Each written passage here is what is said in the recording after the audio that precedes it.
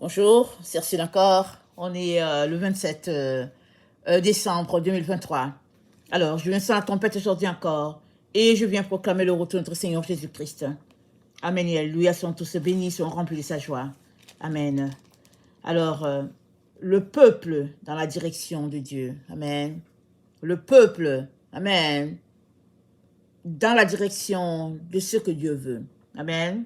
Alors aujourd'hui, je viens apporter d'abord les paroles que j'ai reçues dans la nuit.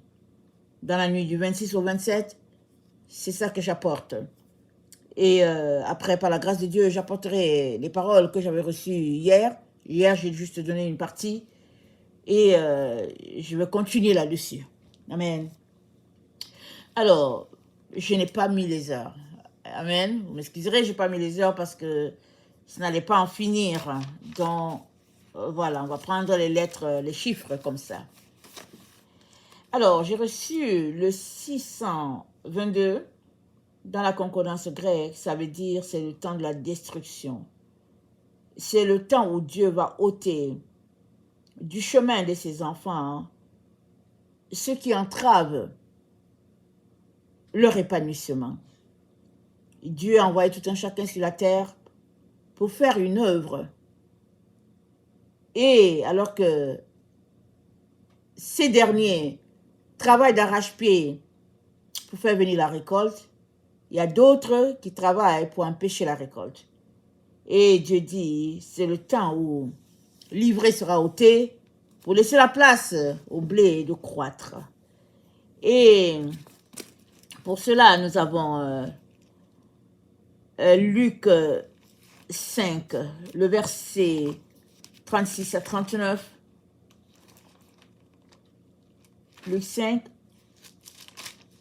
le verset 36 à 39, ça dit ceci. Il leur dit aussi une parabole. Personne ne déchire d'un habit neuf un morceau pour le mettre à un vieil habit.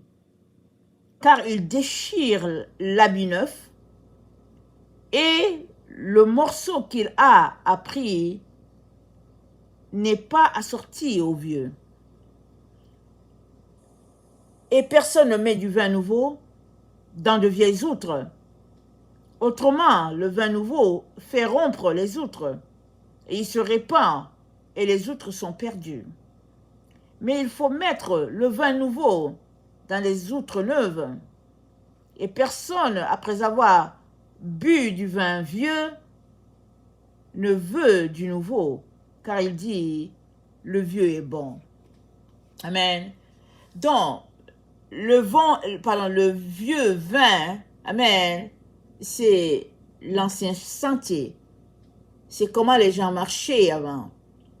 Et dans le temps dans lequel nous sommes, c'est du vin nouveau, fait des choses hybrides, fait des voix des hommes et offert au peuple comme du bon vin. Et le Seigneur nous dit, personne après avoir bu du vin vieux ne veut du nouveau. Alléluia.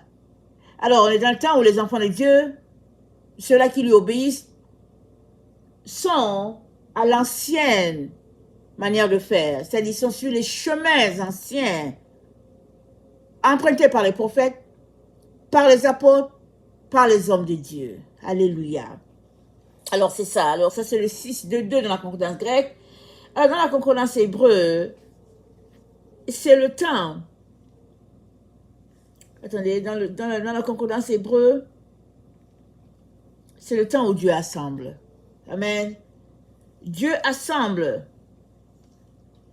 On a Isaïe 62, le verset 9. Excusez-moi. Isaïe 62. Le verset 9, ça dit,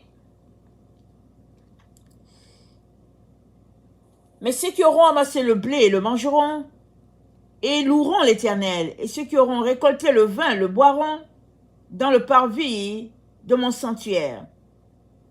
Et un peu plus tôt, au verset 8, c'est dit, je ne donnerai plus ton blé pour nourriture à tes ennemis. Et les fils de l'étranger ne boiront plus ton vin, produit de tes labeurs. Donc, Dieu nous avertit qu'il y a séparation ici. Vraiment, il y a assemblage des récoltes. Le mauvais et la bonne. Amen. Évidemment, on a plein de passages dans la Bible qui dit ce qu'il en sera, n'est-ce pas, du vin, pardon, ce qui en sera de l'ivraie. Ça sera assemblé et ça va brûler. Amen. Après cela, j'ai reçu le 213. C'est le temps de se hâter. Il n'y a pas de temps à perdre parce que les choses vont aller rapidement. Il n'y a pas beaucoup de temps. Et dans le but de sauver tout cela qu'on peut sauver, le Seigneur nous dit de nous hâter. Donc c'est le 213 dans la concordance en hébreu. Et j'ai reçu le 22. Dans la concordance en hébreu, le 22 c'est le Tav. Le Tav, ça a pour valeur 400. Et 400, ça renvoie au Shin. Et le Shin, ça nous pointe Yeshua. Donc, le Tav, amen, qui est la 22e lettre, pointe la fin et surtout pointe le fait que tous ceux-là qui appartiennent à Jésus auront sur leur front la marque de leur Seigneur et du Sauveur. Et puis cette marque, ce n'est autre que la croix. Et la croix, la marque physique, c'est le signe de la croix. Mais la croix, c'est quoi? C'est les souffrances qui viennent avec ton appel, avec ton engagement à suivre Jésus. Donc, si tu dis que tu marches avec Jésus, tu es appelé à porter ta croix. Tu ne peux pas dire, je marche avec Jésus, et tu déposes ta croix, la donner à quelqu'un d'autre. Non, tu portes ta croix, et tu suis le Seigneur. Amen. Donc, le Tav, c'est le saut final pour les enfants de Dieu. Et ceux-là qui ne seront pas trouvés enfants de Dieu, ils recevront le sceau de l'Antichrist. Amen. Le 22, dans la concordance en grec, c'est le temps de la chasteté. C'est-à-dire se garder pur et saint pour son Seigneur. Et ne pas s'encombrer des choses de la vie, mais demeurer chaste. Et après cela, j'ai reçu le 14 dans la concordance grecque, c'est-à-dire c'est le temps de pratiquer la miséricorde, la bonté, l'amabilité. C'est ce temps-là. D'éloigner toute méchanceté, tout acte de cruauté. Il faudrait éloigner ça de sa vie et marcher dans l'amour envers son prochain, envers son ennemi aussi. L'enfant de Dieu, il est reconnu par sa vie d'amour. Alors, dans la concordance en hébreu, le 14 renvoie au fait que les enfants de Dieu sont dévoués à servir leur Seigneur. Amen. Dévoués dans la tâche que Dieu leur a donnée. C'est le temps de s'y concentrer encore davantage. Alors qu'il reste peu de temps, c'est de ne pas jeter les armes, mais c'est de travailler plus que jamais. Alors, Ésaïe 1, le verset 19 nous dit, si vous avez la bonne volonté et si vous êtes docile, vous mangerez les meilleurs produits du pays. Mais si vous résistez et que vous êtes rebelle, vous serez dévorés par le glaive car la bouche de l'Éternel a parlé. Donc, c'est le temps de travailler plus que jamais en accordant à Dieu toute sa volonté. Dieu ne va pas forcer ses enfants. Il ne va pas se forcer dans la vie de ses enfants. Il a dit, voici je me tiens à la porte et je frappe. Si quelqu'un entend ma voix et m'ouvre la porte, j'entrerai. Le tout est d'abord d'entendre. Et le deuxième, c'est d'ouvrir. Amen. C'est d'ouvrir. Et c'est là que tout se joue. plusieurs n'entendent pas la voix du Seigneur. Et s'ils entendent une voix, ce n'est pas le vrai Jésus. Le vrai Jésus, si tu l'as entendu, tu vas mener une vie rangée, disciplinée, une vie de moine. C'est ça, le vrai Jésus va t'amener là. Parce que c'est à ça qu'est appelé l'enfant de Dieu. Chasteté, pureté, sanctification, épuration, voilà la vie de quiconque a cédé sa volonté à Jésus. Amen. Alors, après cela, le Seigneur m'a donné le 232. Dans la concordance en hébreu, ça parle de ceinture. Et nous savons que la ceinture à nos reins, c'est la vérité, n'est-ce pas? Ça veut dire c'est le temps de marcher dans la vérité, la droiture d'esprit et la fidélité à son Dieu. C'est-à-dire se ceindre les reins, c'est vraiment être décidé dans son engagement et de tenir à ce qu'on a décidé sans tergiverser, sans douter et d'aller jusqu'au bout. Amen. Et dans le 232, n'est-ce pas, dans la concordance en hébreu, c'est aussi le temps où Dieu nous invite à faire le plein. Amen. Dans nos ressources. Nous nous rappelons que la veuve de Sarepta, elle n'avait pas grand-chose. Elle a dit à Élie, c'est tout ce qui me reste. Et je veux mourir après cela avec mon fils. Et Élie a dit, il ne manquera pas d'huile dans ta maison, il ne manquera pas de farine. Alors, c'est le temps où les enfants de Dieu auront pleinement. Amen. Ils ne manqueront de rien. Seulement, ils doivent être décidés à ne pas s'associer à ceux-là qui font le mal. Et après cela, j'ai reçu le 23-23. C'est le temps de la restauration, le temps de la guérison, le temps de service et du dévouement. Amen. Le 23-23 dans la concordance grecque. Et dans la concordance en hébreu, c'est à peu près la même chose. Temps de renouveau. Temps où Dieu va remplacer ce qui est vieux par ce qui est neuf. Et ce qui est neuf, ça vient pleinement de lui en remplacement de ce qui était là. Après cela, j'ai reçu le 37 dans la concordance grecque. C'est le moment, pardon, dans la concordance en hébreu, voilà, en hébreu, c'est dit que c'est le temps de la rosée. Et nous savons que la rosée, c'est le matin qu'on le reçoit, n'est-ce pas? Et la rosée, c'est symbole de bénédiction. Mais seulement, c'est ceux-là qui se lèvent le matin qui reçoivent la rosée. Si tu te lèves et que tu traînes, autour de midi, 14 heures, ceux qui ont la rosée, ils l'auront déjà reçue. Alors, la rosée, c'est la bénédiction. Et Dieu déverse ça sur ses enfants. Et ça envoie aussi à l'idée d'un nouveau monde. Parce que dans un nouveau monde, c'est un nouveau départ. Amen. Nouvelle création, nouveau départ. Tout part du neuf. Et dans la concordance grecque, le 37, amen, renvoie à la sainteté, à la consécration à Dieu, à la pureté, au dévouement, à être mis à part pour son Dieu. Amen. Après, j'ai reçu le 354 dans la concordance grecque.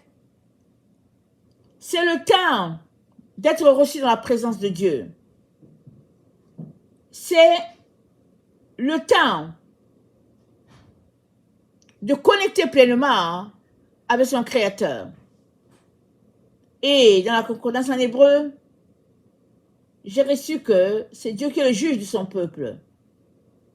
Amen. Et après cela, j'ai reçu le 15 et 51. Dans la concordance en grec, c'est dit recevoir ce que Dieu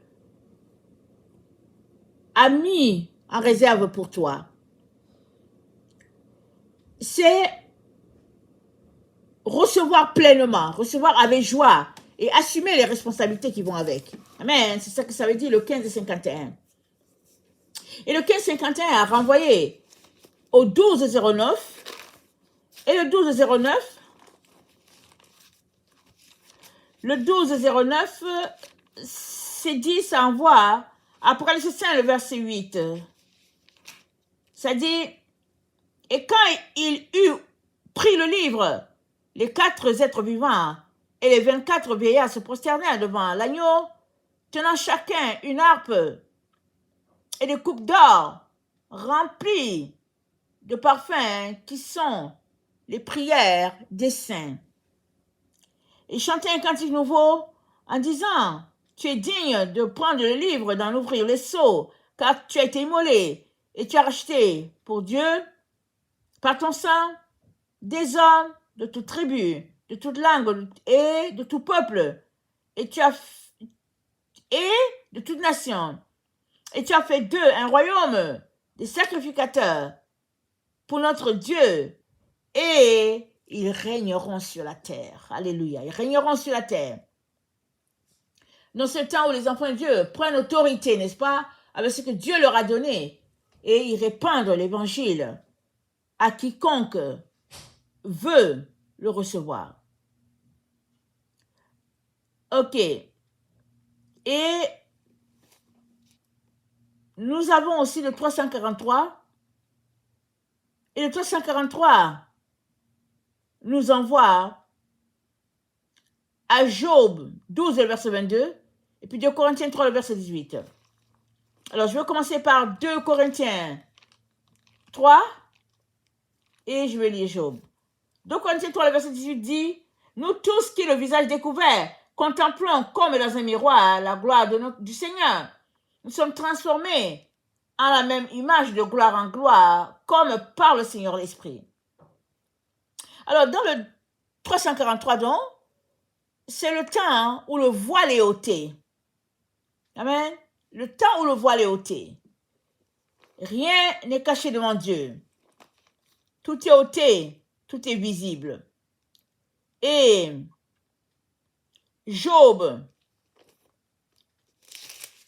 12, le verset 22, ça dit, « Il met à découvert ce qui est caché dans les ténèbres. Il produit à la lumière l'ombre de la mort. » Amen. Ce qui est caché dans les ténèbres, Dieu le met à la lumière. Et nous avons vu, du Corinthiens 3, le verset 18, nous avons vu que c'est à visage découvert que nous contemplons la face du Seigneur, comme dans un miroir. C'est ça la gloire de notre Seigneur. On ne cache pas la gloire de Dieu. La gloire de Dieu ne peut pas être cachée. Elle est visible. Pour tous ceux-là qui marchent selon Dieu, ils savent que la gloire de Dieu est là ou là ou là. Amen. Et après le 343, j'ai reçu le 617 et le 617 dans la concordance en grec, dont le 617 dans la concordance grecque, c'est dit, ça fait référence à la pierre qui a été ôtée devant le tombeau de Jésus. Et nous savons que les anges ont ôté la pierre. Amen. Et quand les disciples sont venus pour voir, ils ont vu que la pierre qui était là n'était plus là. Et ils ont pu s'introduire dans le tombeau pour voir que Jésus n'était plus là, mais le linge était bien plié et puis le linge était là. Amen. Et quand il est mort, que les autres l'ont enterré, c'était Simon et puis Nicodème, les gens ont roulé la pierre, ils ont fermé. Amen, ils ont fermé cela. Et au moment où Jésus-Christ est ressuscité, les gens sont venus pour se rendre compte que ce qui cachait n'était plus là, tout était à découvert. lumière était désormais sur ce qui se passait. Les disciples ne comprenaient même pas ce que ça voulait dire résurrection. Là, maintenant, tout le monde comprenait. Jésus-Christ n'était plus parmi les morts. Il était vivant. Et ici, le Seigneur nous donne le 617 pour dire, c'est un temps où le voile est ôté des yeux des gens. Dieu enlève le voile des esprits de ses enfants afin qu'ils puissent savoir le temps dans lequel nous sommes et qu'est-ce qui se passe en réalité. Amen, c'est dans la concordance en grec. Et puis dans la concordance en hébreu, le Seigneur nous renvoie à Ésaïe 10. Ésaïe 10, le verset 1 à 14, ça dit « Malheur à ceux qui prononcent des ordonnances iniques et ceux qui transcrivent des arrêts d'injustice pour refuser justice aux pauvres et ravir leurs droits aux malheureux de mon peuple, pour faire des veuves leur proie et des orphelins leur butin. Que feriez-vous au jour du châtiment et de la ruine? Qui du lointain fondra sur vous? Vers qui fuirez-vous pour avoir du secours? Et où laisserez-vous votre gloire? Les uns seront courbés parmi les captifs, les autres tomberont parmi les morts. Malgré tout cela, sa colère ne s'apaisera point, et sa main est encore étendue. Amen. Donc, on est dans le temps de la moisson, et le Seigneur pointe ce qui se passe dans ce temps-là. Voilà pourquoi il nous donne le 617. Que chacun puisse se souvenir que au moment de la récolte, il y a les bons grains et il y a les mauvais. Et c'est de se comporter de manière à être trouvé parmi les bons grains. Amen. Et je finis par une parole que le Seigneur a donnée toujours dans la nuit d'hier à aujourd'hui. Il a dit, il y aura du salaire pour tes larmes. Amen. Il y aura du salaire pour tes larmes. As-tu pleuré? Combien de fois as-tu gémi? Dans la détresse, maltraité, traité, pire que les animaux, en tout cas, peu importe le type d'épreuve par lequel tu es passé, le Seigneur te dit, il y a du salaire pour ta souffrance. Et ce sera dans le temps dans lequel nous sommes. Tes yeux verront cela. Alors le Seigneur te dit, essuie tes larmes. Essuie tes larmes. Garde les yeux fixés sur le Seigneur. Il y a un salaire. Pour les genoux alourdis, pour les larmes, pour la souffrance, il y a un salaire, dit le Seigneur. Alléluia. Que le Seigneur bénisse sa parole. Maranatha, Jésus revient. Amen et alléluia. Ils sont tous bénis. Amen.